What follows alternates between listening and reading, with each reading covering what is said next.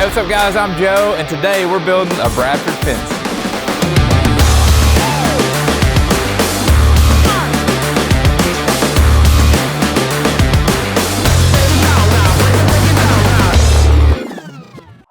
All right, this is a backyard fence restoration. We're replacing some old cedar privacy that had some intricate lattice. And so come take a look at it with us. Hopefully this is helpful, whether you're doing a DIY project or you're another fence company. Just come take a look at what we got going on here. So this is a partial replacement. The existing fence was fairly old, probably over 20 years old. You can see we've got the panels out. This is a partial replacement, so we're just working on this side of the yard. So we're coming from here. You can see we're gonna pull these posts and get these out of here. We're gonna mimic what was here before, so we've got some new post caps with those ball tops that will go on the new stuff. So, but we're taking our time here to plan through, because part of this is gonna be privacy, and then part of this is gonna be lattice.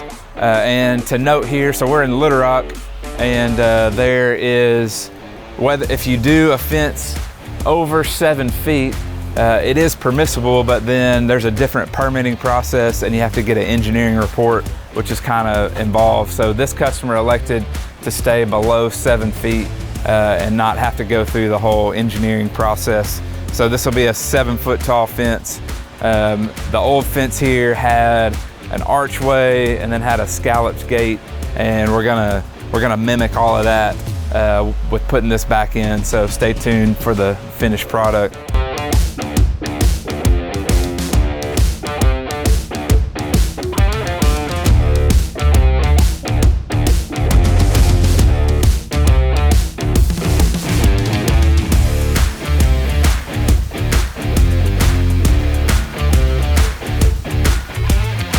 All right, so right now we've been working on getting these panels out. We've got all that out and loaded on the trailer. I mean, you can see this stuff is it was some old cedar, so it was really well built, but it's deteriorating and rotting, and time for it to go. So we're at the point where we still got these posts in. You can see how loose also those are, but Mario's working on running a string line so we can get things lined up with where it was previously, and then we'll start digging around and cutting these posts off and getting the other new posts laid out so they can dig and set posts.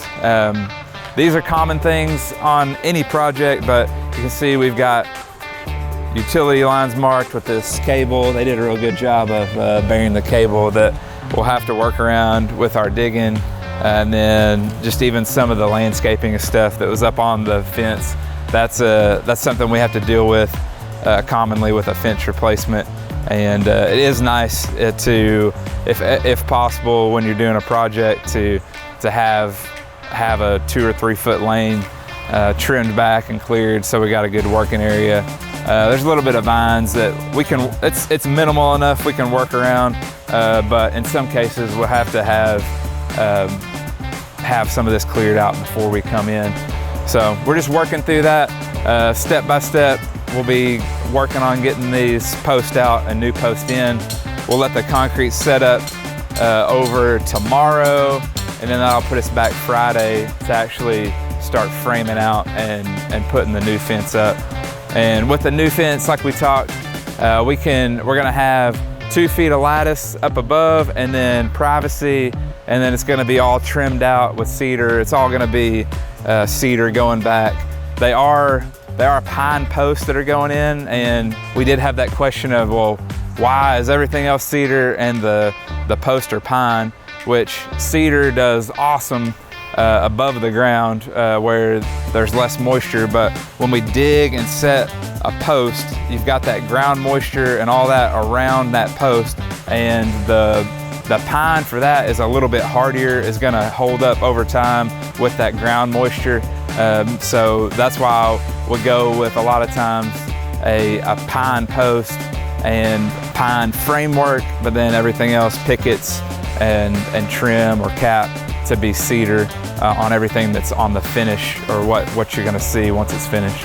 So you can see they ran their string line, which is the line we'll use to set our post up against, and then they are marking where our new post location. So we started at this corner knowing where we need to be, and then we're measuring every 8 feet. In this particular case, depending on how wide your section is, these are 8-foot sections. So they're marking where their post will be. So this white mark represents the center of your post, and then this string line represents the outside edge of the post. So once we have a hole dug here, just if you can imagine, we'll level that post up on this string line and then centered on that white mark to get our proper post location.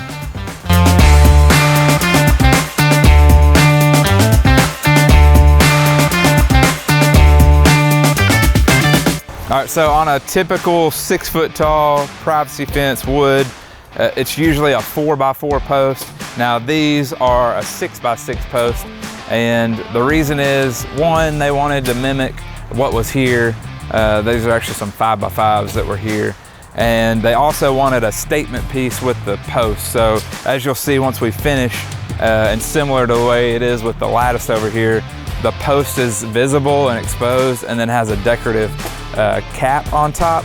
So that's part of why we went with the 6x6s. It is gonna be structurally stronger, but it's gonna be more of a statement visually, and then it also gives us the correct size to do a cap on top.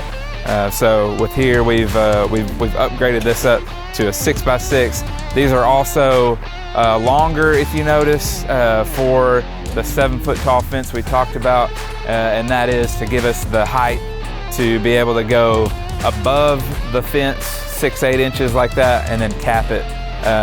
So here, yeah, that's what we've got with these 6x6 posts.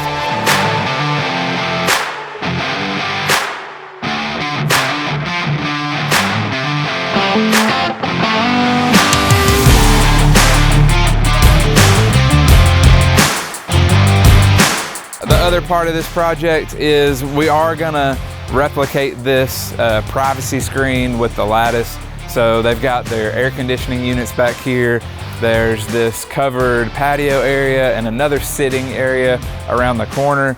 So it was very important to them to, one, have a little bit of noise buffer. I mean, with the open lattice, it's not gonna eliminate the noise completely, but it'll knock down a little bit of the noise for the AC unit, and then mainly just the visual, so that when they're sitting here, they're not staring at a big hunkin' gray air condenser unit, or even the boxes on the wall. They got a nice clean look. So we're gonna replicate this exactly with new 6x6 posts and then new custom lattice pieces to fit in between. All right, so let's jump to what it's gonna look like when we're done.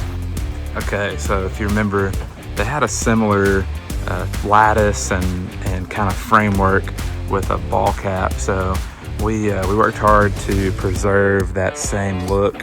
I've got even a bottom trim down there to kind of frame all this out. So we've got about 5 feet of picket privacy and then about 2 feet of the square cedar lattice up here. And then we replicated their old archway and the design that they had here. So we worked to replicate that and match that same archway. See here, we've got our scalloped gate like they had before, just all brand new post, everything. It's got this nice entryway coming in and going back into the backyard.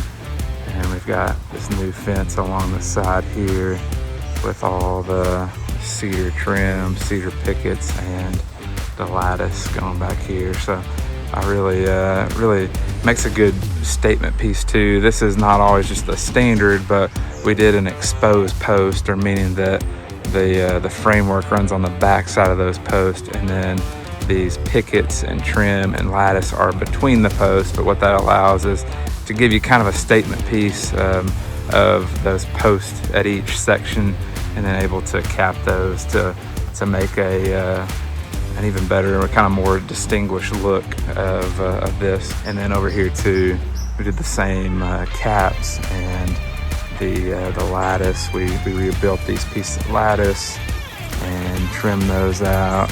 We got a 2x6 cap here.